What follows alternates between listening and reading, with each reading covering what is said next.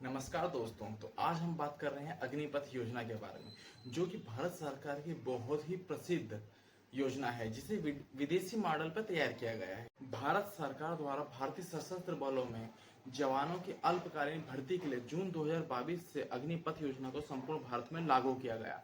इस योजना के अंतर्गत भर्ती हुए जवान को अग्निवीर कहा जाता है। अग्निपथ योजना में भर्ती होने के लिए जवान की आयु 17 वर्ष से 23 वर्ष की होनी चाहिए। साथ ही साथ अगर उसे एयरफोर्स या नेवी में जाना है तो उसे मैथ सब्जेक्ट या साइंस सब्जेक्ट का होना चाहिए और कम से कम उसे अपने मेन सब्जेक्ट में 50% अंक प्राप्त होने चाहिए। इस योजना के अंतर्गत भर्ती हुए जवान को 4 वर्षों तक नियमित वेतनमान, साथ ही साथ रिटायर होने पर उसे 16 लाख रुपए का कंपनसेशन दिया जाता है।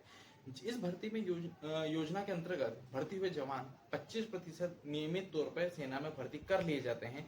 साथ ही साथ 75% जवानों को सेना से रिटायर कर दिया जाता है। इस योजना से रिटायर हुए जवानों को आर्मी की तरफ से रिलीविंग लेटर दिया जाता है, जिसके अंतर्गत अगर कोई जवान 23 वर्ष की आयु के बाद रिटायर होता है और वो कहीं पे नौकरी के लिए जाता है तो वो आर्मी के द्वारा दिया गया सर्टिफिकेट दिखा सकता है, जिसके द्वारा उसे नौकरी पाने में आसानी हो कि वो अपने जनजीवन को नियमित तौर पे चालू कर सकता है। और अभी काफी दिनों से चर्चा का विषय रहा है कि अग्निवीर जवान अगर शहीद होता है तो उसे कंपनसेशन दिया जाता है या नहीं।